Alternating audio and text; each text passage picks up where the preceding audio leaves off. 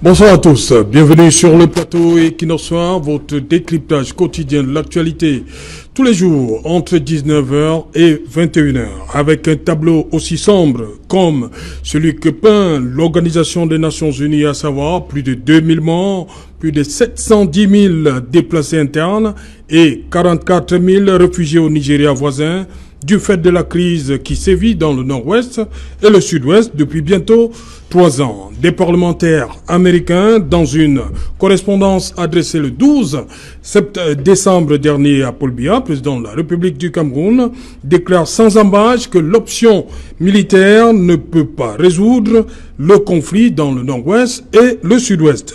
Pour les Américains, les autorités camerounaises ont certes marqué quelques points en décrispant l'atmosphère sociopolitique avec la convocation et la tenue du grand dialogue national entre le 30 septembre et le 4 octobre dernier, l'arrêt des poursuites contre des personnes détenues dans le cadre de cette crise dans le nord-ouest et le sud-ouest, de même que l'arrêt des poursuites contre des personnes, des prisonniers, certains prisonniers politiques et au rang desquels le professeur Maurice Kamto, président du mouvement pour la renaissance du Cameroun.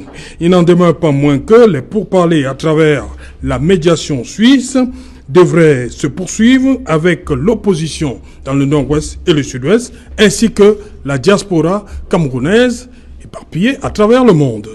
Madame, Monsieur, tout à l'heure à 20h, ce sera la première grande édition d'information de la semaine qui vous sera présentée par Cédric Noufelé. Tout de suite après, ce sera le débrief du journal. Tout de suite, c'est le fait du jour.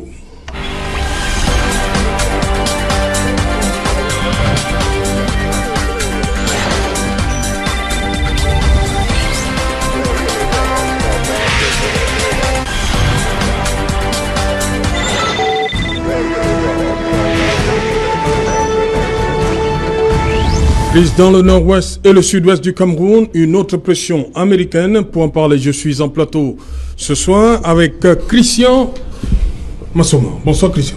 Bonsoir Serge Alain Auto. Bienvenue. Merci, je suis content de remettre mes pieds dans ce plateau pour décrypter avec les copanélistes l'émission de ce soir. Voilà, Christian je voulais dire l'actualité du jour. Et voilà, Christian Massoma du mouvement pour la renaissance du Cameroun. En face de lui, maître Joseph-Claude Biliga. Bonsoir, maître. Bonsoir. RDPC. Oui, je suis de RDPC. Non, j'ai dit que vous êtes là. Oui, je suis là. Voilà. Bonsoir, Guy Hervé Fongan. Bonsoir Serge Alain et merci de me compter parmi ceux qui contribuent à augmenter la masse critique des Camerounais à travers ce programme de qualité, d'utilité publique, j'aime à le dire, même si cette émission, on la démarre avec un petit pincement au cœur, parce que le monde de l'audiovisuel est en deuil. Je pense pour moi, c'est un des meilleurs réalisateurs de ce pays, Alain Foguet, qui a été brutalement arraché à la vie samedi soir. J'ai appris à ses côtés pendant 5 ans à aimer le terrain. Nous avons réalisé d'excellents reportages ensemble et aujourd'hui, il a été appelé dans l'au-delà.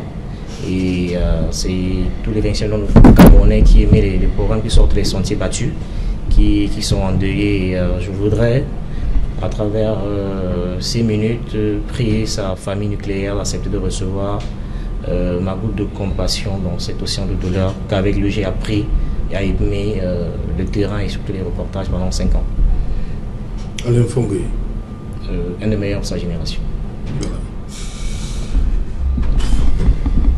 Comprenez mon émotion. Voilà. Bonsoir à vous, docteur Isaac Essam. Bonsoir et merci de l'invitation. Sociopolitiste Isaac Essam. C'est cela. Voilà, une fois de plus, les Nations Unies, les États-Unis montent au créneau pour mettre un peu plus de pression sur le président Biya. Vous comprenez cette démarche? C'est le constat qu'on fait dans le cadre des relations internationales. Les partenaires peuvent parfois employer des moyens amicaux pour dialoguer. Parfois, ils peuvent être fermes sur un certain nombre de choses. Mais nous sommes en diplomatie. Et puis, dans le cadre de la diplomatie, il y a l'ordre public international. Il y a plusieurs pays dans le monde. On milite bien souvent pour la paix. mais il peut arriver qu'il y ait des crises. Alors, lorsqu'un État est en difficulté, les autres États sont censés lui venir en aide. Cette aide-là peut être des conseils, peut être une assistance matérielle. Parfois, si l'État est attaqué, on peut avoir à faire une assistance militaire, etc. Dans le cas d'espèce, les Américains font de nombreuses observations. Moi, j'appelle ça des observations qui viennent un peu comme la pression. Mais parfois aussi, il y a une interprétation extensive. Parce que le dernier cas américain observé, c'est quelques membres du Congrès et non l'ensemble du Congrès. Oui. Mais comme on est dans un jeu de calcul des acteurs, vous voyez, quand un acteur peut utiliser les ressources, même diplomatiques, pour mettre son adversaire en mal, il n'hésite pas. Les Américains sont dans leurs intérêts, ils défendent leurs intérêts. Ils appellent également l'attention du gouvernement camerounais sur la nécessité de mettre fin à la crise anglophone, même si cela ne dépend pas totalement de l'État camerounais, parce qu'en face, il y a aussi des adversaires, il y a la pression. Donc, dans un premier temps, considérons simplement, au lieu de voir en cela une pression très forte, surtout pour le dernier cas, je dis encore, ce sont quelques parlementaires américains qui ont réagi. On a juste accentué, réalisé une interprétation extensive. Mais cela n'enlève pas le fait qu'il est important que le gouvernement camerounais, à chaque fois qu'il y a ces observations-là, qu'on essaye de voir ce qu'on peut faire. Mais je refuse de croire qu'il s'agisse des sommations, comme le pensent certains, ou alors des ordres donnés à l'État camerounais qui demeure encore souverain, toujours dans ses relations avec les États-Unis. Guillaume Fonga, docteur Isaac Essam dit que c'est quelques parlementaires. Ça enlève quelque chose à la pression? Non, je veux dire que c'est ce nihilisme-là qui a contribué à endormir les Camerounais et qui a fait croire qu'on peut banaliser la pression américaine, alors qu'en réalité elle est plus présente aujourd'hui, plus que jamais. Ça fait quand même 1 an que ce gouvernement a de mémoire. Il ne me semble pas que le gouvernement camerounais ait subi autant de pression depuis ces 50 dernières années de la part de l'international. Donc ça veut dire que la menace elle est réelle. Et pour ceux qui scrutent les choses de près, sans vouloir forcément tout banaliser, souvenez-vous très bien que quand le président convoque le grand dialogue national le 10 septembre, la semaine d'après, il y a l'Assemblée générale des Nations Unies qui est annoncée, où le Cameroun est invité. Donc on est obligé de mettre tout ça ensemble. Et pendant tout le mois de décembre, les Américains président le Conseil de sécurité. Et tout ça mis ensemble, on se rappelle très bien que depuis plusieurs mois, il met de la pression sur le Cameroun. Et il y a quelques jours, le 13 décembre, comme ce mois-ci, les Américains sont comme président du Conseil de sécurité, on a convoqué une session extraordinaire de l'Assemblée nationale. Avec pour ordre du jour Avec pour ordre du jour, justement, ce que les Américains ont longtemps demandé.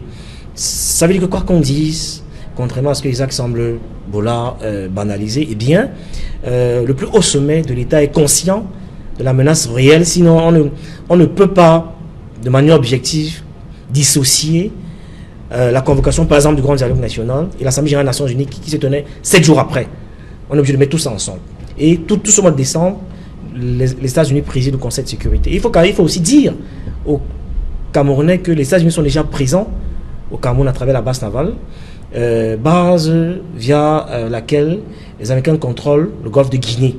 Et ils souhaitent s'installer, notamment à Limbe, pour davantage avoir une vue globale et un contrôle réel sur le golfe de Guinée, parce qu'on le dit jamais assez, le Cameroun est quand même l'Afrique miniature, occupe une position stratégique. Et aujourd'hui, les États-Unis ont déjà le soutien de l'Angleterre et essaient de faire pression sur la France pour que la France adhère à leurs préoccupations. Donc c'est dire que c'est une menace qui est réelle. Je crois que notre gouvernement, via le chef de l'État, en est pleinement conscient. Et il ne vous a pas échappé qu'il y a quelques mois, le Parlement européen avait clairement indiqué qu'on ne saurait aller aux élections sans qu'il y ait un consensus général sur le système électoral camerounais. Ils avaient mis ces menaces-là, ces réserves-là. Aujourd'hui, on revient encore remettre cette problématique au goût du jour à travers cette session extraordinaire. Donc, en réalité, ce qui se passe avec les Américains va être un feuilleton à plusieurs rebondissements. Et je ne serais pas surpris qu'au sorti de cette session extraordinaire de l'Assemblée nationale, qu'il y ait d'autres réajustements qui s'opèrent et qui est je ne vais pas aller dans la boule de cristal, mais je qui n'est pas exclu qu'il y ait des réajustements qui s'opèrent et que des annonces fortes soient faites parce que la menace est réelle, quoi qu'on dise. Voilà, Christian Massouma, plus de 2000 morts, plus de 710 000 déplacés internes, 44 000 personnes qui sont réfugiées au Nigeria. C'est trop. Dans ce contexte-là, les Américains pensent, et bien d'autres, la communauté internationale, qu'il ne peut pas avoir d'élection au nord-ouest que le sud-est. Vous, MRC, vous l'avez en termes de priorité, c'est numéro 1, résoudre la crise dans le nord-ouest et le sud-ouest. Absolument, nous l'avons dit réellement que la ville est morte. Quand vous montez un peu plus vers Moutengene pour arriver à Buea, vous avez l'impression, je demandais au chauffeur, mais attendez, c'est comme ça. Ils disent, mais monsieur, c'est exactement le Ghost Town. Et que ça ne blague pas ici à Buea. Donc, je ne sais pas si c'est la torpeur dans laquelle les populations sont plongées ou alors c'est le fait que ces gens-là du nord-ouest et du sud-ouest tiennent à marquer leur désaccord par rapport à l'ensemble des processus qui sont actuellement menés en rapport avec les préoccupations du nord-ouest et du sud-ouest. Mais je voulais évoquer cela juste pour dire que la résolution de la crise au nord-ouest et du sud-ouest est une priorité absolue pour notre pays. Et je pense que quand vous évoquez certains de nos partenaires bilatéraux, nous l'avons dit ici à l'interne, la solution peut venir des Camerounais. Et je pense que les gouvernants actuels savent qu'il y a la possibilité de résoudre ce conflit. Pas à travers les mesurettes telles que celles que nous avons observées pendant le grand dialogue national, qui n'incluaient pas les acteurs capables d'apporter une solution viable à la question. Christian Massouma, le camarade de Maître Joseph Biliga hier, André Luther Meka, dans Réponse, disait qu'on a tout donné aux anglophones à travers le statut spécial. Le projet de loi que nous avons essayé d'aborder jusqu'à maintenant et qui attend encore de sortir des méandres de l'Assemblée nationale, je ne pense pas que ça répond exactement aux préoccupations des anglophones. Ça va une fois de plus apporter quelques mesurettes de circonstances pour penser une plaie qui est très profonde et qui ne pourra pas être guérie avec ce type de pansement. Donc, moi, je ne pense pas. Les anglophones ou nos compatriotes du Nord-Ouest et du Sud-Ouest ont dit clairement qu'ils avaient une option claire pour le fédéralisme. Je pense que même les partis politiques, le SDF en premier, le président Maurice Kamto depuis quelques jours, qui est parti de la phase de régionalisation pour laquelle le MRC était absolument partie prenante, en disant que le fédéralisme, après une forme de négociation globale, serait une option à laquelle nous adhérions. On a décidé aujourd'hui, et le président a décidé qu'il faudrait arriver à une solution qui soit une solution fiable. Je ne pense pas que les assemblées régionales qui sont prévues dans le cadre de ce projet de loi pourront apporter des réponses subséquentes aux problèmes qui sont posés par nos compatriotes. Je ne pense pas que le représentant de l'État qui conservera une bonne dévolution de pouvoir et qui sera nommé par le chef de l'État sera une solution pour pouvoir résoudre le problème des anglophones. Mais ce qui est sûr, moi qui sors de Buea aujourd'hui, je sais une chose, que cette crise apparemment est en train de s'aliser, mais elle n'est pas en train de tirer vers sa fin et qu'il va falloir trouver une solution.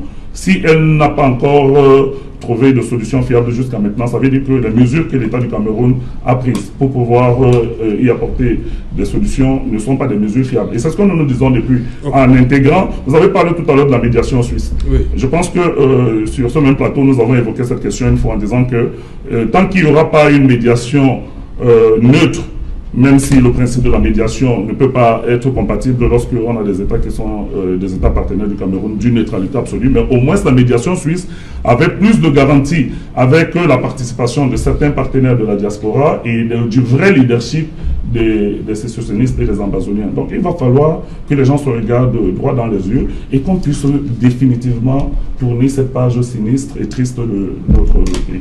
Voilà, Maître Joseph Claude Biliga, pour le gouvernement, on a fait un certain nombre, on a fait un certain nombre d'avancées, hein, mais de l'autre côté, même pour la communauté internationale également, ça n'en est pas trop. Il faut encore, surtout, ce dialogue inclusif avec les acteurs. Je suis d'abord indiqué que nous sommes tous d'accord que nous avons besoin d'un pays en paix. Oui. Un pays où aucun coin du Cameroun, un Camerounais meurt du fait de la guerre. Que ce soit dans l'extrême nord, que ce soit à l'est ou au nord ou au sud-ouest, nous avons besoin de ce pays-là. Là, c'est tout à fait d'accord. Mais pour y arriver, il faudra que nous tous puissions nous mettre nous puissions regarder dans la même direction. Ça veut dire quoi? Ça veut dire qu'en réalité, lorsque ceux qui ont la charge du gouvernement ou du gouvernement du pays proposent des solutions, au lieu d'être là toujours en train de les contrer, nous devons pouvoir apporter de plus pour que ça marche. Or, on a l'impression qu'aujourd'hui, certains Camerounais sont là, font ce qu'on appelle, je ne voudrais pas dire de négociationnisme, c'est-à-dire qu'ils sont là en train de dire non à tout ce qui est fait. C'est-à-dire même lorsqu'on fait un petit pas, au lieu d'encourager ce pas, on trouve toujours la petite bête en disant mais on n'a rien fait du tout. Ils disent que ce sont des mesurettes. Je pense quand même que l'une des choses qu'on a évoquées ici pendant longtemps, qu'on a déploré, c'était qu'il n'y avait pas de dialogue. Qu'il fallait que le président de la République convoque un dialogue. Il l'a convoqué. Je ne sais pas si vous pouvez citer beaucoup d'exemples, surtout en Afrique, où un dialogue convoqué par un président de la République passé l'époque des conférences nationales où tout le monde est parti. Récemment, le Bénin a organisé le dialogue, aucun membre de position n'était là. Aucun. Je crois qu'il y a le Mali qui est en train d'organiser un autre pays africain où également on déplore l'absence d'une bonne partie de l'opposition. Ça veut dire qu'en réalité, ce n'est pas tout le monde qui vient au dialogue. L'important, ce n'est pas la présence de tout le monde. L'importance, c'est l'intérêt des sujets qui sont débattus et des résolutions qui en sortent. Des résolutions sont sorties et les gens ont commencé à dire mais ça fait depuis 2 mois, on ne les implémente pas. Il y a une session extraordinaire qui vient d'être mise en place et qui vient d'être convoquée. Les débats sont en train d'être menés. Je tiens à indiquer que la chance que nous avons aujourd'hui, qui n'en avait peut-être pas avant, c'est qu'aujourd'hui, tous les Camerounais peuvent participer à l'amélioration des lois. C'est-à-dire qu'en réalité, à travers des débats ici, il peut arriver que le projet de loi déposé par l'exécutif puisse être modifié. Si on trouve par exemple qu'il y a un article qui ne convient pas, on peut le dire. Au lieu de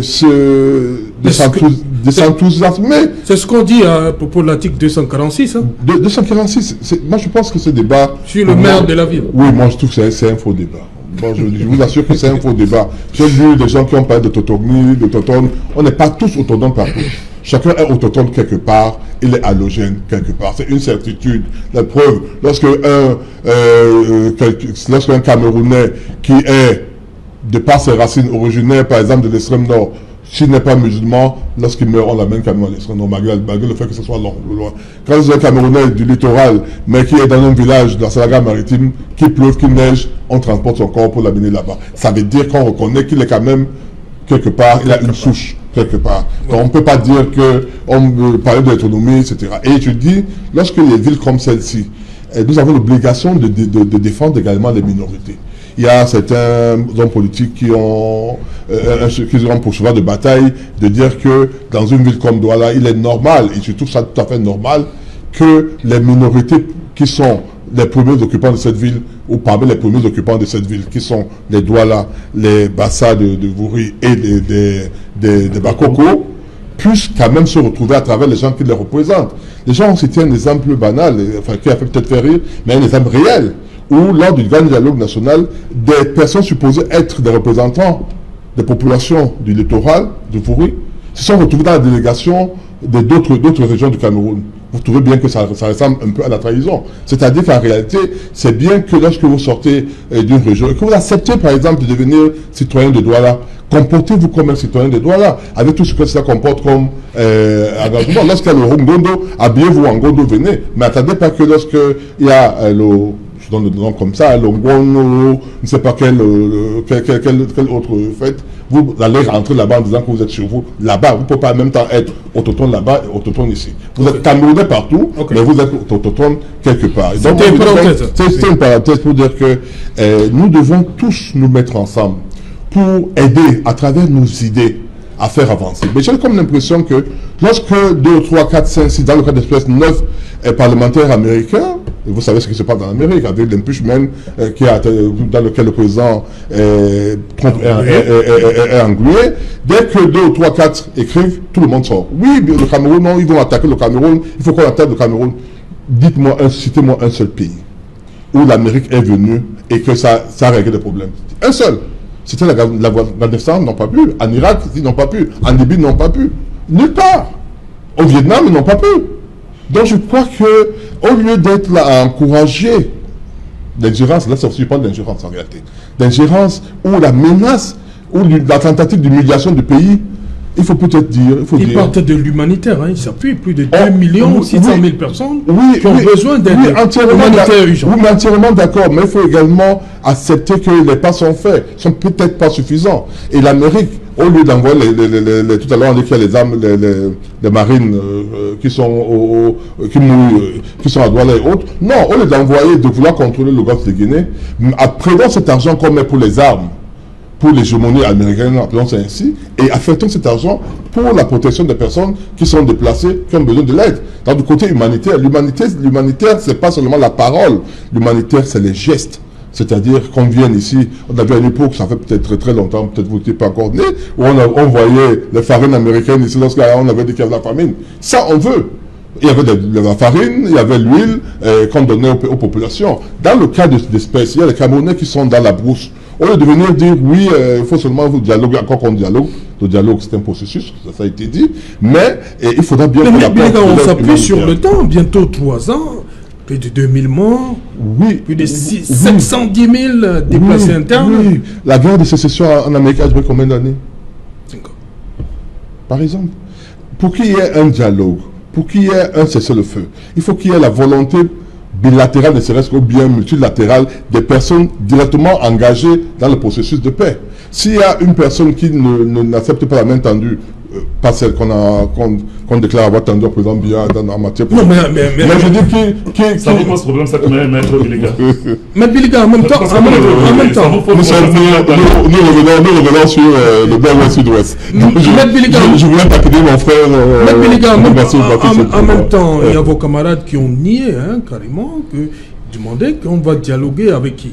Vous avez oublié ce passage de l'histoire au début de la crise. Oui, mais dites également que Bedliga était de ceux qui disaient qu'il fallait dialoguer. Oui. J'ai dit certains de vos camarades. Ça veut dire qu'en réalité, nous avons un parti politique où il y a plusieurs tendances, où les gens n'ont pas forcément la même vision des choses. Ouais. Je n'ai pas forcément la même vision des choses que mes camarades. J'ai été de ceux qui, pendant des années ici, disaient que le président de la République doit pouvoir inviter au dialogue, que la guerre n'est pas bonne. Je l'ai dit toujours. D'autres disaient non, il faut qu'on les massacre, etc.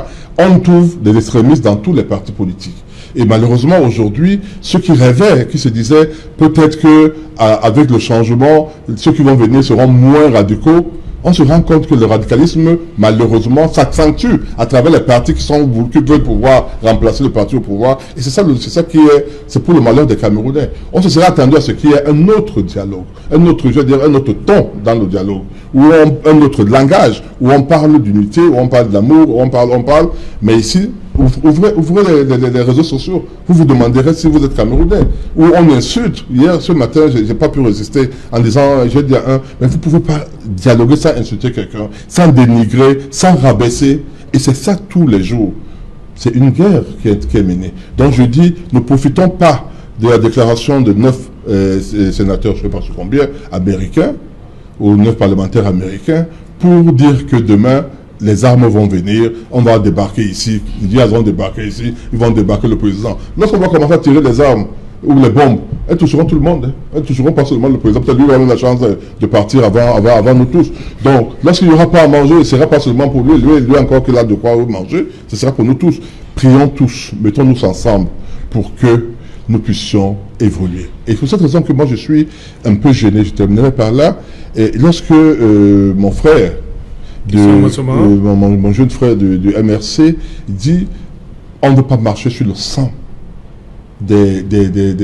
comme s'il y a certains qui veulent marcher sur le sang des Camerounais. Personne ne veut marcher. Mais vous tous, vous l'avez vu, mon frère, à Yafor, cette dame, la gardienne de prison qu'on a égorgée, c'était pas les militaires qui l'ont égorgée. Alors c'était insoutenable. Alors Faisons tout pour que ça ne se réalise plus.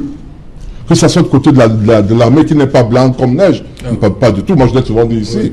De la même les manière, Américains, ils le reconnaissent. Oui, tout le monde le sait. De la même manière, n'ayons pas l'impression que c'est seulement d'un seul côté que le dialogue ne peut pas être mené. Non, le dialogue est mené. Le Cameroun a le barreau, excusez-moi, le gouvernement a quand même fait des pas, peut-être petits, mais qu'est-ce qu'on en sait? Il y a une loi qui sera votée sans doute. Il y aura les tests d'application qui vont intervenir, qui pourront mieux nous édifier sur le contenu de la loi et sur l'applicabilité de la loi sur le terrain. Donnons cette chance aux députés. Aidons-les en leur disant, par exemple, sur cet article, il y a tel problème, est-ce que vous ne pouvez pas trouver autre chose? Moi, par exemple, cet article 246, il faut quand même dire aux Camerounais qu'il ne s'agit pas de toutes les mairies. Lorsque vous lisez les réactions, c'est comme si on dit que ma consoeur qui est maire de Douala, deuxième, elle ne pourra plus jamais être maire. Mais non, c'est pas ça. C'est-à-dire qu'on peut être maire partout où on veut au Cameroun, mais seulement dans les 10 ou 12 communautés urbaines qui sont Douala, Yaoundé, etc. Là, on dit que pour que vous puissiez être maire, un peu comme on a dit pour pouvoir être président du conseil régional, il faut être originaire ou bien autochtone de ce coin-là. Là, ça dérange quoi? Ça dérange quoi en réalité? Ça dérange en quoi? Que on vous donne par exemple, si vous estimez que vous êtes majoritaire, vous avez 4 ou 5 mairies à Douala, et qu'on dise qu'une seule personne, c'est-à-dire qui représente quand même 3 tribus, 3 groupes ethniques autochtones de Douala, que cette personne-là puisse être le maire, entre guillemets, le super maire. Ça pose quel problème en réalité? Guy Fonga, sur la démarche, on sait que de l'autre côté, le gouvernement dit qu'il a fait un certain nombre de choses en direction des séparatistes. Mais toutes ces actions sont toujours minimisées.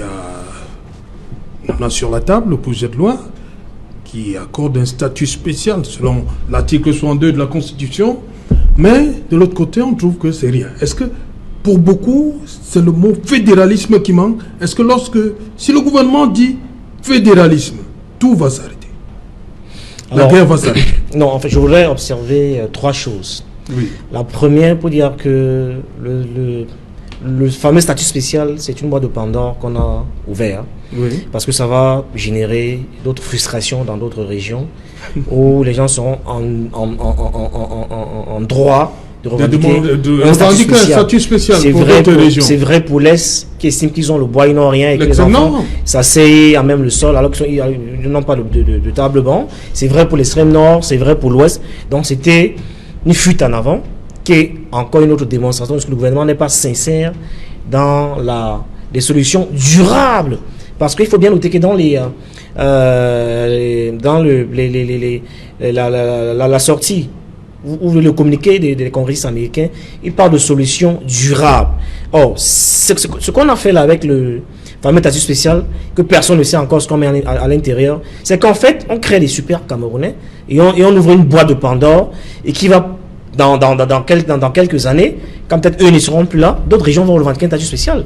Or, le fédéralisme permettait de régler de manière globale et de trouver une solution durable au problème. Mais Guy, avec ça, je crois qu'on sait. Ils nous disent qu'ils se sont basés sur la spécificité de ces deux régions. Lorsque vous convoquez l'histoire du Cameroun, chaque région du Cameroun peut revendiquer une spécificité et démontrer et l'argumenter. Est-ce que vous savez, par exemple, une parenthèse que je vais rapidement fermer, une seule région du Cameroun qui n'est pas séparée par une frontière? Il y a une seule région au Cameroun qui n'est pas séparée par une frontière. C'est l'Ouest. Oui. C'est la seule région au Cameroun qui n'est séparée par aucune frontière. Donc, et dans toutes les autres 9 régions. Non, il veut parler des frontières internationales. Vous allez voir qu'ailleurs, ailleurs, il y a les routes, il y a la mer, etc. On peut très bien sortir. Les 9 autres régions du pays. Le centre aussi. Les 9 autres régions du pays, on peut sortir facilement du Cameroun. Le centre aussi. Oui, de manière exceptionnelle. Donc, il y a pas beaucoup de... Non, en fait, je veux dire quoi, qu'il n'y a pas que chaque région peut revendiquer un statut spécial et qu'ils trouveraient des raisons à porter à leur argumentaire que ça passerait. Mais la solution durable qu'on aurait pu trouver, c'était le fédéralisme qui réglait, qui pour moi est la forme la plus aboutie de la décentralisation. Alors, la deuxième chose que je vais observer, j'ai du mal à cacher mon inconfort en écoutant Maître, parce que j'ai l'impression qu'on a mélangé beaucoup de choses. Il faut qu'on reste, je crois que la thématique est assez précise. Donc, on a circonscrit le sujet. Crise dans le nozo, une pression américaine. Oui. À cette question, il faut être capable de répondre avec froideur. Est-ce qu'il y a une pression américaine? Oui. Est-ce que les Américains sont capables de faire céder le gouvernement camerounais? Oui. Est-ce qu'on peut s'attendre au pire? Oui. C'est de ça qu'il s'agit. Est-ce que les Américains sont capables de mettre de la pression sur le Cameroun jusqu'à aboutissement des propositions qu'ils ont eu à faire? À cette question, on répond oui. Parce qu'au regard des intérêts géostratégiques que les Américains ont au Cameroun et de la pression qu'ils sont en train d'exercer sur la France en ce moment. Et j'ai commencé par dire que c'est l'attitude de notre gouvernement qui fait qu'on a une suspicion sur la sincérité des actes qui sont posés. Voyez-vous, si vous avez votre épouse à qui vous ne faites des cadeaux que quand votre belle-mère est là, des fois, elle aura l'impression que c'est les écrans de fumée, que votre cadeau n'est toujours pas sincère. Parce que voyez-vous, le dialogue a été réclamé pendant 3 ans, sans succès. Et il a fallu attendre qu'on convoque, et les États-Unis encore, une Assemblée générale des Nations Unies, que le président convoque le grand dialogue. On a oublié de mettre tout ça ensemble, de douter de la sincérité de notre gouvernement et de croire qu'en fait, qu'il y a une véritable pression qui est exercée sur le Cameroun. Sinon, on ne comprendrait pas pourquoi est-ce que c'est à la veille de l'Assemblée générale des Nations Unies que le grand dialogue est convoqué. Donc chaque Camerounais peut répondre à cette question froidement. Et on voit bien que tout un mois de décembre, où les États-Unis président un conseil de sécurité, on convoque une session extraordinaire. Alors on aurait pu éviter ça. Cette session, ce conseil de sécurité qui est présidé par les États-Unis, on le savait il y a très longtemps. Nous, on aurait pu éviter ça, parce que c'est nous qui faisons à ce qu'on nous infantilise.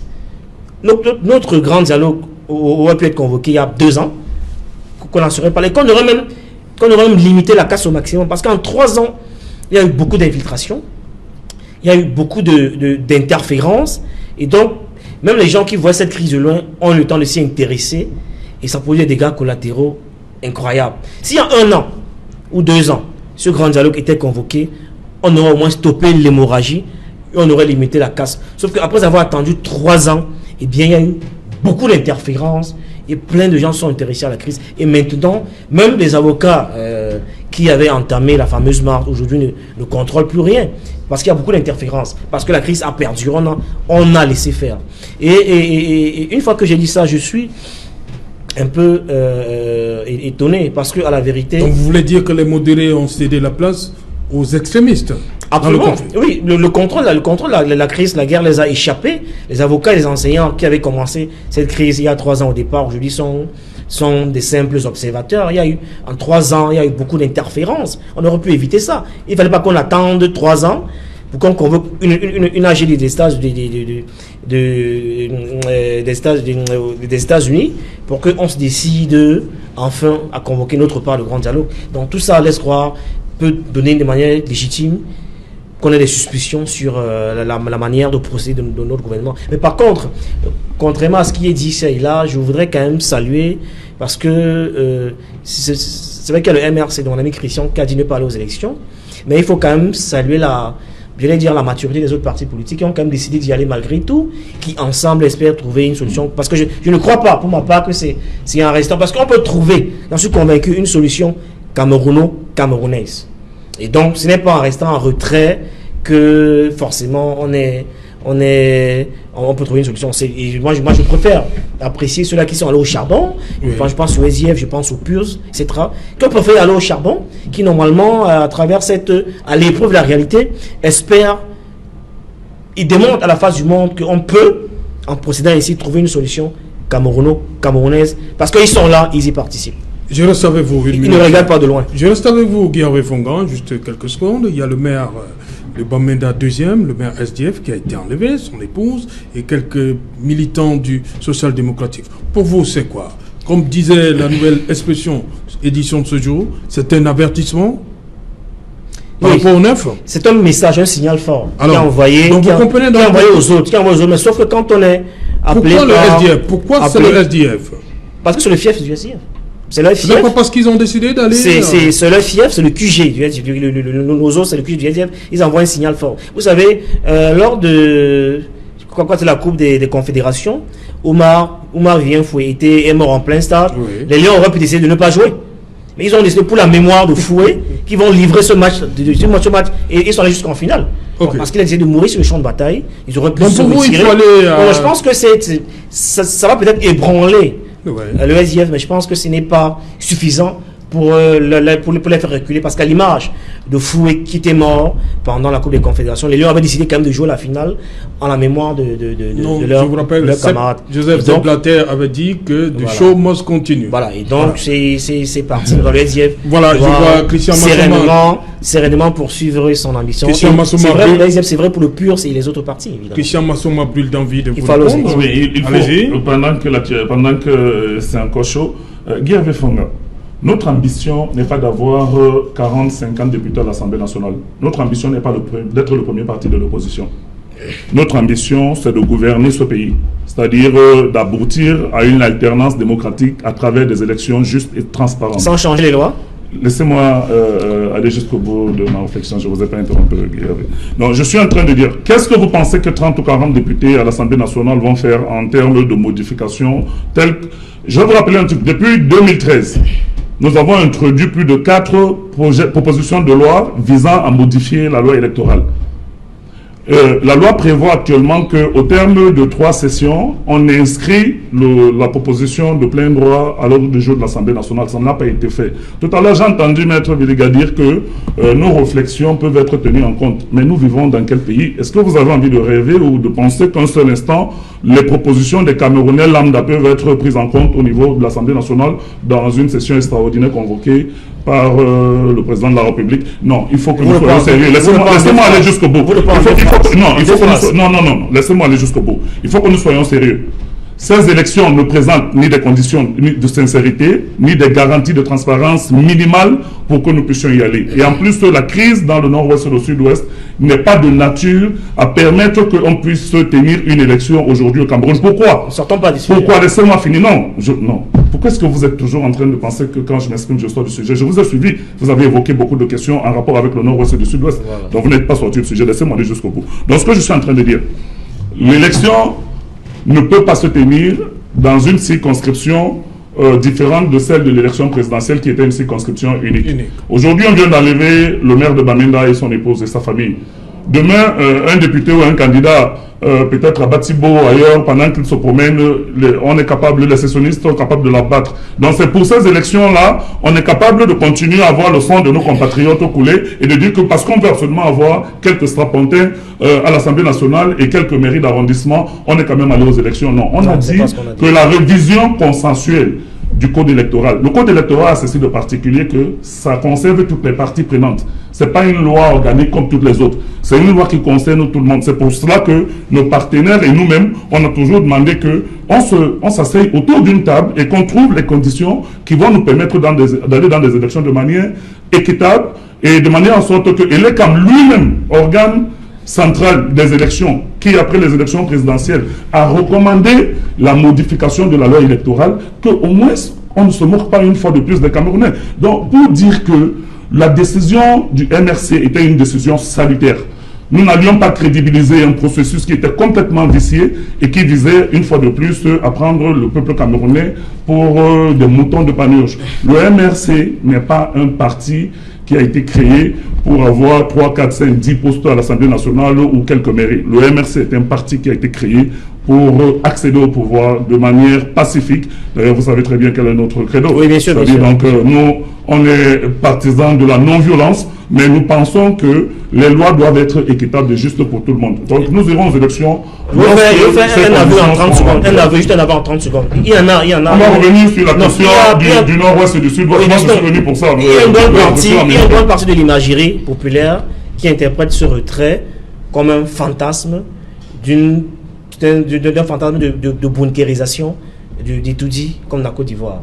C'est vraiment une imagerie, c'est une rhétorique qui prospère de plus en plus, qui a ce fantasme-là qui est nourri, qu'il y en a qui espèrent voir qu'il y a une sorte de bunkérisation palais d'Etoudi. Or, je veux bien croire que ce n'est pas ce que nous voulons. Lorsque les Camerounais cesseront de tomber, une solution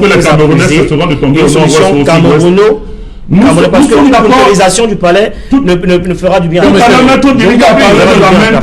je vais quand même revenir. Ça veut dire que le président Maurice Kamto a décidé, depuis il a demandé à rencontrer le président de la République afin que le contentieux post-électoral soit soldé. Ça veut dire que nous sommes permanemment dans une logique de dialogue et dans une logique de dialogue avec la présidence de la République. Donc, si nous, eux, ils nous prennent de haut, ils nous méprisent, vous n'allez pas nous reprocher à nous de ne pas vouloir dialoguer alors que nous voulons l'apaisement. Et tout le monde sait qu'aujourd'hui, ça serait un signal fort envoyé à l'ensemble des composantes de notre nation. C'est-à-dire une rencontre éventuelle entre M. Kamto et M. Biya. Donc, ce n'est pas le MRC qui est responsable de ce moment-là. Docteur Isaac Essam, voilà également des parlementaires américains qui pensent qu'il ne peut pas avoir élection le 9 février dans ce contexte-ci. C'est une observation. Tandis que Guy Avé-Fongan pense qu'il faut quand même aller à ces élections. C'est autant de propositions. Vous savez, on est en démocratie. Oui. Même à l'international, c'est tout la démocratie. C'est-à-dire que face à une situation, on peut faire des points de vue, on peut faire des propositions. Maintenant, les décideurs, ceux qui ont la charge de question comment on va battre campagne au nord-ouest et au sud? Manifestement, ça sera difficile. Ce sera possible quand même? Disons que certains peuvent s'organiser, mais dans l'ensemble, ça sera difficile. J'en doute fort, moi. Non, ça c'est ce que vous pensez. Difficile, mais pas impossible. Oui. J'en doute. Il y a eu des élections, vous vous rappelez, déjà même avant la présidentielle. Ils s'étaient organisés d'une certaine manière. À point comprenez? Tout à fait. Donc l'idéal, c'est de faire en sorte que le nord-ouest et le sud-ouest soient pacifiés. C'est ce qu'on souhaite. Maintenant, les faits sont là, on fait comment? Je vous ai dit tout à l'heure, moi je fais bien une différence entre la communauté internationale, l'exécutif américain, le Parlement américain. Mais si on s'en tient au dernier document, si vous voulez mettre la pression de quelques parlementaires américains, ça va, hein? Mais vous ne pouvez pas faire assumer la sortie de quelques Américains à tout le Congrès. Il vous souvient que lorsque le Congrès américain ou bien les deux chambres avaient décidé de prendre des décisions, de faire des observations, elles avaient fait ces observations-là. Donc moi, je fais la distinction. Là, moi, j'ai dit, mais c'est vrai, cette histoire on n'a pas mis une pression du gouvernement. Non, je répondais là à M. Fonga. On n'a pas dit la pression de l'administration Trump, non. C'est une pression américaine. Voilà, je dis bien que les parlementaires sont des Américains. Je ne refuse pas. Mais là, ce n'est pas l'ensemble des parlementaires. Ce que je voulais faire observer. Cela n'enlève en rien que les quelques parlementaires ont fait des observations que le gouvernement camerounais est appelé à examiner, à observer ou à ne pas observer. Ils sont dans leur droit.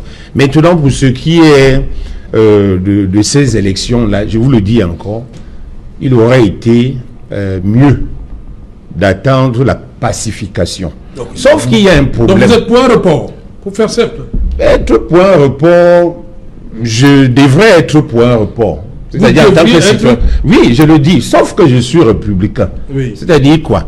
Les institutions du pays ne peuvent pas prendre les décisions et moi je pense autre chose. C'est pas ça. Non, docteur, ça c'est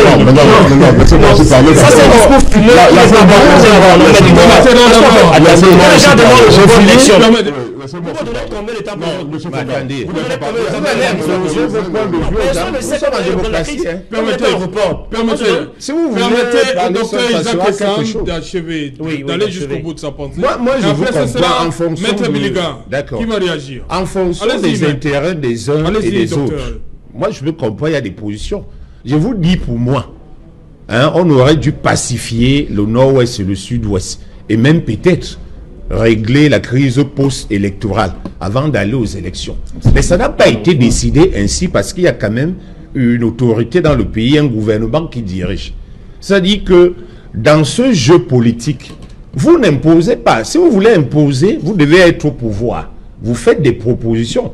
Donc si cela n'a pas été pensé ainsi, on s'en tient à ce qui a été arrêté jusqu'ici. Ce qu'on peut faire, c'est de proposer, par exemple, qu'on puisse, si vous voulez, par exemple, au niveau du statut spécial, je respecte ce qui a été proposé, mais, non, il ne faut pas aller jusque-là. Mais pour moi, pour peut-être renforcer l'idée de pacification, on aurait peut-être pu proposer la régionalisation à ces deux régions du nord-ouest et du sud-ouest, comme on l'a en Espagne ou en Italie. On aurait pu avoir ça avec des assemblées capables de voter des lois. Ça, c'est ma proposition. Mais cela n'enlève en rien que un gouvernement souverain a pris une décision dans le sens de sa gouvernance. Okay. Maintenant, ce qu'on peut faire, c'est de proposer, mais vous ne pouvez pas imposer votre point de vue. Non, je ne pense pas. Ça veut dire juste une phrase. Non, parce que il semble dire... Parce que les gens font comme si on va appuyer sur un bouton, la guerre va se terminer. Mais les gens disent comme si un gouvernement n'existait pas. Celui qui a un report dans 6 mois. Je vous en prie, Guillaume Fongan. On reporte encore. Mettez Biliga d'abord, avant 20h. Mettez Biliga. Oui, moi je dois dire une chose. On a dit que notre thème, c'est la crise dans le nord-ouest et sud-ouest. Mais moi je dis, il faut quand même que qu'on soit conséquents. Et les Américains, certains Américains, non, je ne pas même d'abord. Il ne peut pas avoir élection. Première chose, comme l'a dit M. Sam, il s'agit de 9 parlementaires américains, pas plus. Vraiment, nous n'avons pas l'impression que c'est toute l'Amérique. Nous savons les clivages qu'il y a au niveau du Congrès américain, du Parlement américain. Donc vous pouvez également trouver, si le Cameroun fait le lobbying, un autre groupe d'Américains qui viendra dire que les choses marchent bien, qu'on laisse le Cameroun tranquille, etc. Vous l'avez vu plusieurs fois à nouveau au niveau de l'Union européenne. Donc vraiment, ça, c'est pas un problème. La deuxième chose que je voudrais dire, peut-être que je m'arrêterai là. Non, la deuxième, c'est que j'ai comme l'impression que certains sont contents. Lorsqu'on dit que l'Américain veut l'arrivée, tout le monde, comme l'a dit, que les gens vont se dire qu'il y aura les armes, les chars qui vont aller à étudier des logis pour le bien, comme on a vu au niveau de la Côte d'Ivoire. Vraiment, si on le pense, c'est qu'on n'est pas camerounais. De la même manière, lorsque on nous dit, oui, nous ne voulons pas marcher sur le sang de Cameroun, noble idée, très noble. Mais on doit pouvoir le dire au moment où on doit le dire. Pas venir dire, allons aux élections, appeler les Camerounais qui ne sont même pas membres du parti à venir compétir, et le lendemain, on vous dit non. Donc, comme s'il y avait eu une modification de la situation, entre-temps, il n'y avait rien eu. Nous vous connaissons, maître. Vous savez que vous êtes dans les attitudes. Voilà, merci, on revient après le journal, je vous en prie. Merci, le temps de rencontrer, d'aller à la rencontre de Cédric Noufélé pour les titres du 20h. Bonsoir Cédric, au menu ce soir. Bonsoir Serge Alain, bonsoir à vos invités. Ce soir, nous évoquerons ces inquiétudes des États-Unis, partenaires du Cameroun, sur la question anglophone. Vous suivrez dans ce journal les points importants de cette lettre des 9 parlementaires américains adressée au chef de l'État et celle du chairman de la Commission des affaires étrangères de la Chambre basse du Parlement américain, adressée à leur représentante américaine à l'ONU afin qu'une résolution soit adoptée au Conseil de sécurité pour demander le cessez-le-feu au Cameroun et une enquête indépendante internationale pour voir plus clair sur les allégations de crimes contre l'humanité et crimes de guerre qui auraient été commis sur le théâtre de la crise anglophone. Nous en parlerons dans ce journal. Et au moment où des inquiétudes se dessinent sur un éventuel report de ces élections, il y a l'incendie de la maison d'un parlementaire à Batibo et la décision de maire SDF de renoncer à cette compétition électorale dans ce contexte de crise sécuritaire. Nous ferons le point dans le journal de 20h. Nous parlerons également de ce code de la décentralisation qui suscite des critiques de l'opposition et la défense des partisans du pouvoir de Yaoundé. Quels sont leurs arguments? C'est à suivre ce soir, tout comme nous évoquerons cette énième journée de grogne de la part de ces Camerounais titulaires d'un doctorat et recalés lors du recrutement spécial des professeurs des Camerounais titulaires d'un doctorat à l'université au Cameroun. Ils continuent de mettre la pression sur le gouvernement afin d'être pris en compte dans ce processus lancé par le chef de l'État du Cameroun. Voilà, madame, monsieur, fin de cette première partie Equinox Soir. On se retrouve après pour Equinox Soir, deuxième partie. Ce sera le temps du débrief, toujours en compagnie de nos 4 invités pour le débrief du journal. Tout de suite, madame, monsieur, c'est le 20h qui vous sera présenté par Cédric Noufélé. C'est l'habillement pour...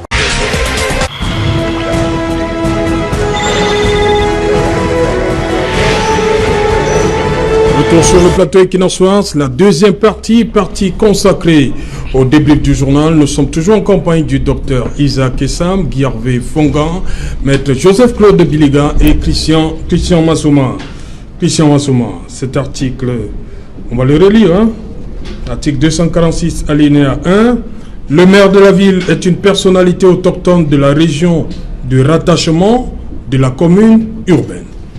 Pourquoi, à votre avis, ça fait tant de débat?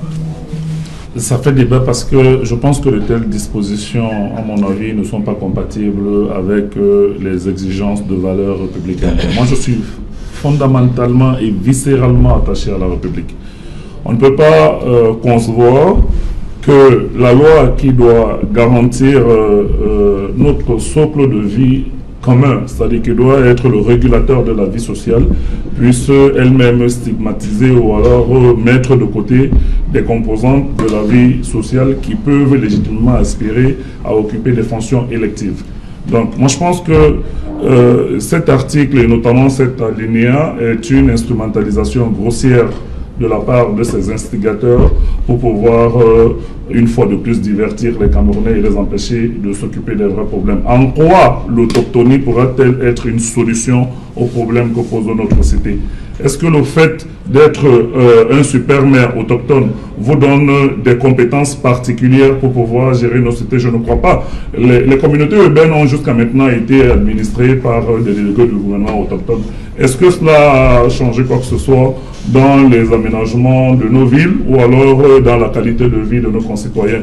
Je ne pense pas. Sincèrement, il faut éviter de penser que les Camerounais sont dupes à ce point-là. Et des concepts aussi dangereux, pour moi, ne méritent pas de figurer dans le socle législatif de notre pays.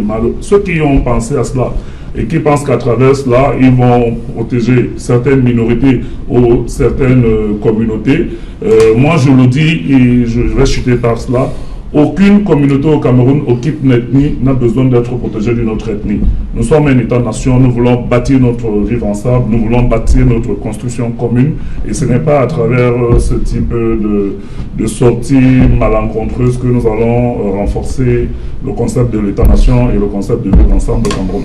Docteur Isaac Essa, concept dangereux selon Christian Massouma, autochtone. Bon, personnellement, je trouve que ce débat autour de cet article relève de la diversion. La diversion pour vous? Diversion, oui. Ça n'a pas de raison d'être. Pour simple raison que ça a toujours été comme ça. Le maire de la ville remplace le délégué du gouvernement. Lui, il était nommé de cette manière-là. C'est-à-dire que c'était toujours un originaire de la région, de la communauté de rattachement. Donc, je ne vois pas l'innovation au niveau de l'origine. Oui. Par contre, on sait qu'aujourd'hui, le maire de la ville sera élu. Oui, ce n'est que cela. En fait, il y a des éléments plus importants dans ce code qu'il faut relever. Et évidemment, on ne peut pas avoir une œuvre parfaite. Mais il y a eu quelques innovations, notamment du côté du statut de l'élu local. Il y a eu quelques avancées au niveau du statut spécial, même si beaucoup reste à faire, mais c'est déjà cela, on peut commencer par là. Okay. Il y a eu des évolutions au niveau de la prudence en ce qui concerne la gestion des finances au niveau des collectivités décentralisées. Mais ce qui a été oublié et qui m'intéresse ici, nulle part dans les 501 articles, je n'ai vu développer une préoccupation allant dans le sens du personnel communal. Okay. On a parlé du personnel politique. Ça, c'est un autre débat, docteur Isaac Essa. Non, c'est important. Nous restons sur la polémique, l'article 246. C'est ça l'objet du débrief. Guy-Hervé Fongan, on a suivi dans le reportage au journal de Cédric Noufélé pour maître Christian Bomo Timban. C'est anticonstitutionnel, cet article. Pour Jean-Robert Wafo, c'est anti-républicain. Vous vous situez où? Non, pour ma part, je pense qu'il faut couper la poire en deux. Parce que, contrairement à ce qui semble dit depuis quelques jours, que c'est ce qui a toujours été fait, ce n'est pas vrai. Ce n'est pas vrai parce que les gens semblent dire qu'on a simplement normalisé ce qui s'est toujours pratiqué dans les autres communauté urbaine, ce qui n'est pas vrai dans l'absolu. Parce que voyez-vous, si vous prenez un exemple au hasard, je prends l'exemple de la communauté urbaine de Bafoussam, vous avez Zété Emmanuel, par exemple. Emmanuel Zété, qui n'est ni originaire de Bafoussam, premier, ni deux, ni trois, mais qui vient d'ailleurs. Donc il y a eu un débat. Ailleurs, c'est où? Du Wonkam. Il y a eu un débat assez... la région. Hein. Non, je veux dire qu'il y a eu un débat... l'article dit de la région, de rattachement de la communauté urbaine. Qui indiquait que le délégué devrait venir de ces trois arrondissements-là. Sauf qu'il venait d'ailleurs. Vous voyez bien que en réalité, ce n'est pas forcément vrai dans toutes les autres régions. Ça n'a pas toujours été comme ça. Contrairement à ce qu'on dit. Et vous savez aussi le débat qu'il y a eu. Pour ce qui est du délégué du gouvernement de Douala, par exemple, il vient d'un seul canton précis qui souhaiterait que ce soit rotatif. Ouais. Voilà, que ça tourne. Et donc, cet article 246 vient un peu corriger ça en réalité, parce que ça n'a pas toujours été comme ça, honnêtement. Il y a, vous savez, parfois dans les régions où un arrondissement ou un village s'est accaparé le poste pendant plusieurs années, et donc il est possible qu'avec ça aujourd'hui que d'autres arrondissements puissent bénéficier de ces titres-là. Et donc le super maire, qui est le maire de la ville, vient remplacer le délégué du gouvernement. Donc ça, il faut pouvoir le dire. Bon, maintenant, il faut aussi dire aux Camerounais que les maires des arrondissements peuvent venir de partout. C'est-à-dire qu'on peut être originaire du sud et être maire à l'ouest. Il faut bien être maire en Gaoundéré. On peut venir de l'ouest du Cameroun et être maire à Douala 2, à Douala 3, à Douala 5. Là-bas, il n'y a pas de problème. Il n'y a pas de problème. Ça reste. Donc, on peut être... C'est le maire de la ville qui pose problème. Le maire de la ville qui est le délégué du gouvernement. Enfin, qui remplace le délégué du gouvernement, qui pose problème. En réalité, dans les usages et les pratiques, ça a toujours été ainsi. On a toujours des délégués qui venaient qui sont originaires de quoi. Sauf que ça ne réglait pas de manière efficiente le problème, puisque une région, je vous ai pris l'exemple de Douala, de l'Ouest, où le délégué du gouvernement de Viem, il a été longtemps combattu par les élites.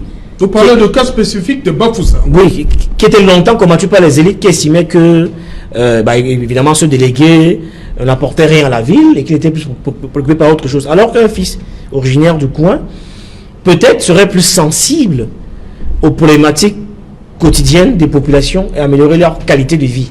Ce qui n'est pas très faux non plus. Donc vous êtes même si cet article, même si on peut, pas de problème avec cet article, même si on peut, je pense, même si on peut penser que ça plombe un peu notre vivre ensemble, mais je pense que c'est relatif, c'est discutable, à mesure où les maires des arrondissements demeurent intacts et qu'on a souvent fait comme ça, et je n'ai pas le sentiment que notre vivre ensemble a toujours été prontement plombé.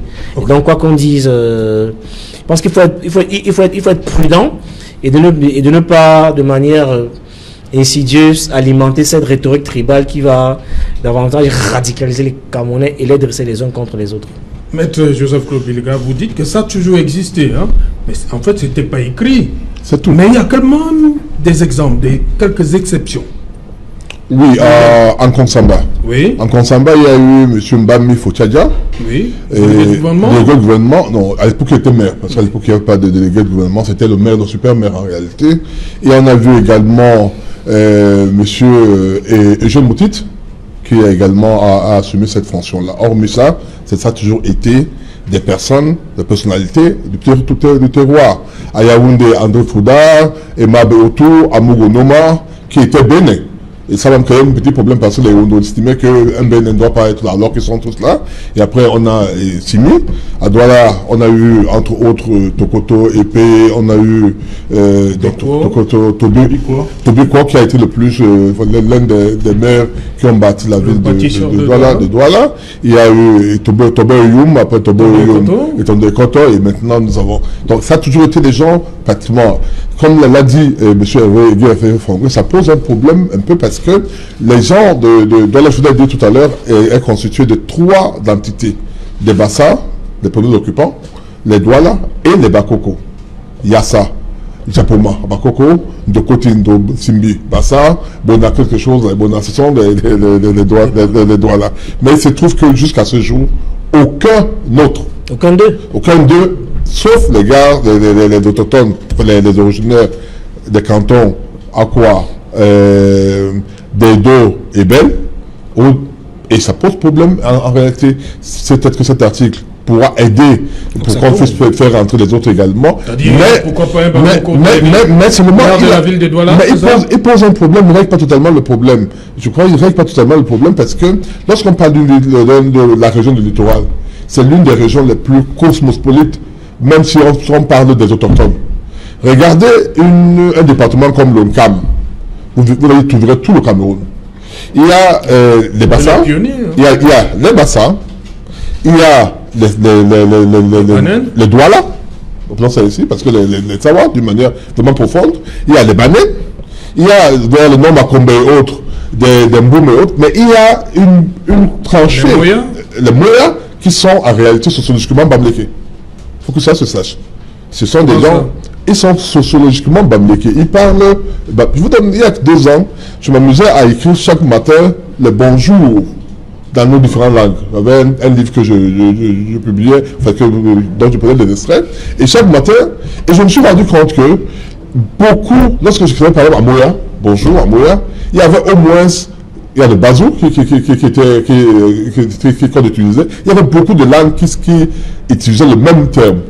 Donc les Moya, ils sont nombreux, la crise qui a eu lieu par exemple à l'EEC, c'est exactement cette crise qui risque d'avoir lieu également si on appliquait d'une manière stricte cette loi-là.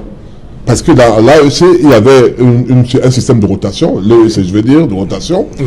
Et lorsque la rotation est arrivée au niveau du littoral, un membre du littoral, mais de sous-sociologique de l'Ouest, s'est présenté en disant, il est du littoral, donc il peut. Et les autres nous disaient, oui, mais non, c'est pas seulement le littoral administratif, mais c'est le littoral, c'est le Sawa tribal, sociologique. Vous voyez. Donc aujourd'hui, un Bakoko de Yakalak, c'est-à-dire de Mouanko, un Bakoko, un Bissor de Nyanom, et même que dans le niveau de Nyanom, il y a même une souche, et Wondo, qui est là également, tous peuvent légitimement et être estimés qu'ils sont de la région du littoral et donc être délégués de gouvernement. Moi, je pense par contre qu'il aurait été mieux de dire que ce soit des personnes soit du département, soit de l'arrondissement. Comme par exemple le Vouri, qu'on délimite vraiment ceux qui sont dans le Vouri. Cela serait beaucoup, à mon sens, beaucoup plus juste. Parce que ceux qui sont à IDEA, ceux qui sont en Dôme et autres, ont déjà leur mairie. Qui ne discute avec personne, il ne peut pas venir discuter la mairie avec les Bassa, les Bakoko et les Douala d'ici. Voilà un peu ça. Mais je veux dire que, je l'avais expliqué une fois ici sur votre plateau, je disais, les gens se plaignent en disant, on ne met pas en exécution la décentralisation, mais je vous assure, cette décentralisation, si on ne fait pas attention, risque de créer plus de problèmes qu'avant. Et c'est ce qu'on est en train de vivre là actuellement. Donc moi je dis, pour M. Guy Formala s'est bien dit, il ne faut pas qu'on dise aux Camerounais que si tu es de Kolofata, tu ne peux pas être maire à Douala, tu peux être maire à Douala, tu peux être maire à Ivolova, mais tu ne pourras pas être le super maire de tout ce qu'on demande, et je trouve que ce n'est pas mauvais comme cela. Christian Masso. Oui, moi je pense que cette restriction est foncièrement anti-républicaine. Il faudrait que nous sortions de ce débat sur le tribalisme, sur la tribalité, sur l'ethnie ou autre chose. Ça ne nous grandit pas. Honnêtement, nous avons tellement de problèmes à régler dans ce pays. Nous sommes à la recherche des compétences qui souvent existent même, mais refusent de travailler pour le développement du pays. Juste une seconde, s'il te plaît.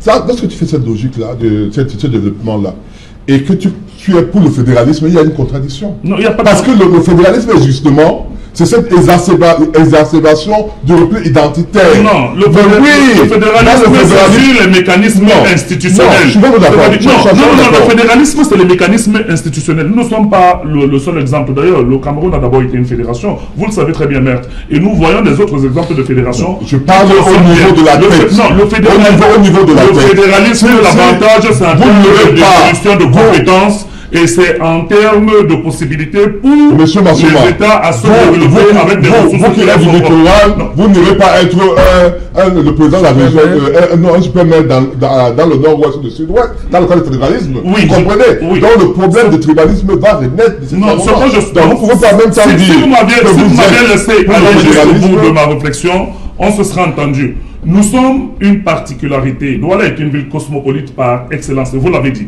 C'est-à-dire toutes les villes qui présentent autant d'attractivité sur le plan économique sont soumises aux mêmes contraintes. À Dakar, il a été plusieurs fois des maires originaires de la Casamance et d'autres contrées bien lointaines. Mais ils sont super maires à Dakar. On prend des exemples, vous dites que souvent ces exemples, il ne faut pas les prendre. Mais Anne Hidalgo est espagnole. Le Premier ministre Manuel Valls vient d'être candidat à la mairie de Catalogne après avoir été Premier ministre en France. Sortons de ces enjeux qui ne grandissent pas notre pays. Il faudrait que les préoccupations soient des préoccupations en termes de compétences et de capacité à pouvoir sortir les Camerounais de leur paupérisation et de leur misère. Ce n'est pas en termes de tribu ou en termes d'ethnie. Et la constitution du Cameroun a ceci de particulier, maître, je vais chuter par là, c'est qu'elle protège déjà les minorités. C'est-à-dire il y a un principe qui est consacré dans notre loi fondamentale qui permet de protéger les minorités. Ce n'est pas la peine d'en rajouter et de nous servir des pétards mouillés tout le temps pour créer plus de diversion et plus de problèmes que des solutions qu'on est capable d'apporter. Ok, bonsoir Sylvestre Hippolyte Zangaou. Bonsoir Serge Alain et merci de cette décentralisation vers le plateau de 100%. Voilà, ça c'est du Sylvestre Hippolyte Zangaou, ça. Bonsoir Sylvestre une fois de plus. Voilà, dans un instant, 100% foot au menu ce soir, Sylvestre Zangaou. Avec leur 3e victoire samedi lors de la 11e journée du championnat et Elite One. Nous parlerons bien évidemment aussi nous vous donnons d'autres informations, notamment l'actualité autour des internationaux camerounais, comment certains d'entre eux sont comportés en club durant le week-end dernier. Et pour en parler sur le plateau 100% foot, vous savez, c'est la série des anciens Lions indomptables sur 100% foot. Après Bonaventure Ndjonkep, après King et Herman, 100% foot déroule le tapis rouge à Paul Baoken ce soir, le papa de l'autre. Voilà, Paul Baoken. Sylvestre Hippolyte Zangaou, vous avez parlé du stade de la réunification. Moi, j'aime bien l'appellation, la cuvette de Bépanda. Vous dites qu'on ne va pas reconnaître la cuvette Bépanda? Vous verrez tout à l'heure, restez scotés. Voilà, vous parlez également... Voilà, Sylvestre, vous avez parlé également de Tara. Mais depuis hier, également sur les réseaux sociaux, Tara fait débat comme... Tara fait débat au point où sur la toile, certains sont amusés à caricaturer cette mascotte qui en elle-même est une caricature. Certains estiment qu'elle est on ne peut plus l'aide. Voilà. Oui, il y a même un nom. Quand on était petit, on appelait un Djoudjou, un truc comme ça. J'ai vu sur les réseaux sociaux. On va voir tout à l'heure. Mais c'est la mascotte du CHAN 2020. Il faudra s'y faire. Voilà, on va faire avec la Tara. C'est le nom qu'il faut retenir. Bon, dans un instant, madame, monsieur, 100% foot avec Sylvestre Hippolyte Zangaou.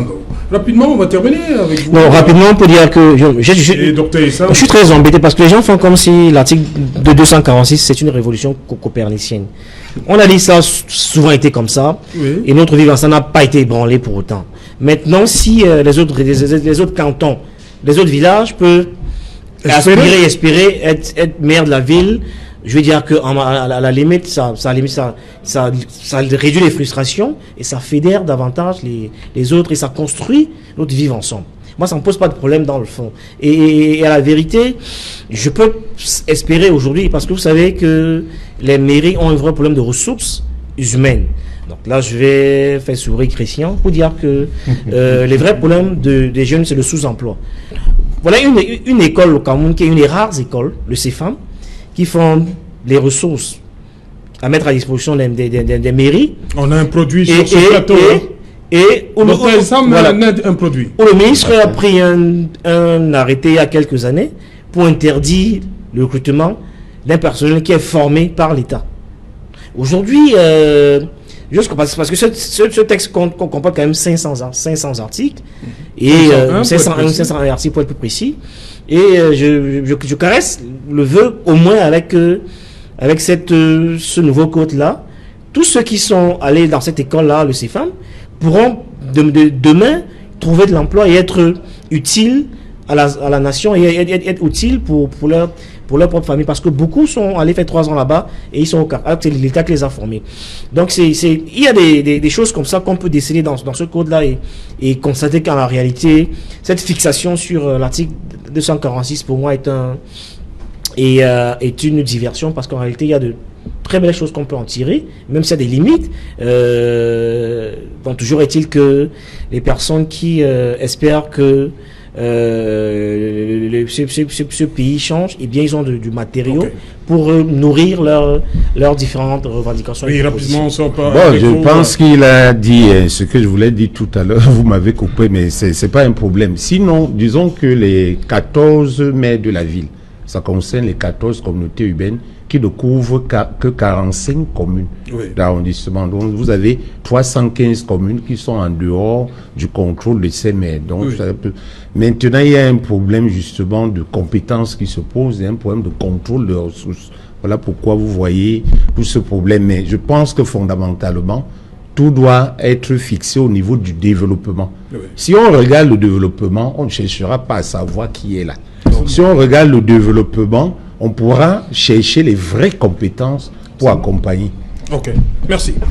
Merci, cher monsieur, d'être venu. Merci pour vos différentes analyses. Merci, Dr Issam. Merci, Christian Massoma. Merci, Maître Joseph-Claude Biléga. Merci. Merci à vous, Guy Hervé Fongan. C'est moi. Madame, Messieurs, nous sommes arrivés au terme de cette édition. Toute la grosse équipe réunie autour de Séverin Tchouban vous donne rendez-vous une fois de plus demain lorsqu'il sera 19h. Bonsoir, Safka.